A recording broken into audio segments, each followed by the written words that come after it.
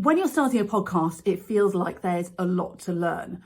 But one thing you should keep in mind right from the start is how you're going to promote your show. Because if you don't promote it, there won't be many people listening. Here are 3 tips to help you get started. Use video. There's no escaping it that video is one of the most effective ways to grow and engage an audience on social media. You can create simple videos to promote your podcast and put them on TikTok, on Instagram, and on YouTube Shorts. These don't need to be anything fancy. It can just be you saying what is in that episode or what you learned from your guests.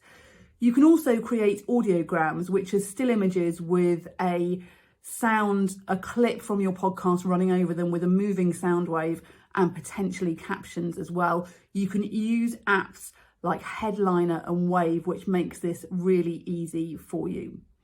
You can also put an audio only podcast on YouTube. You firstly need to convert the audio file into a video file. And again, you can use the apps like Headliner and Wave or even Canva to do this, and then use one of their backgrounds and use your podcast artwork in the middle of it.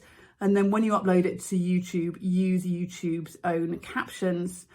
Or if you're feeling brave and you're technically adept, you can film your whole podcast using Riverside if you have a guest remotely, or using your phone if you're recording in person, and then upload the whole thing to YouTube. Leverage your guests' social media.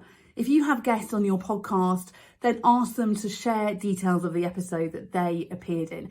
It makes them look good, and it's content that they don't have to create themselves. But make it easy for them. Tag them in your own posts, share a photograph or a few lines of text that they can copy and paste straight into their own social media posts or put on their newsletter. Repurpose your content.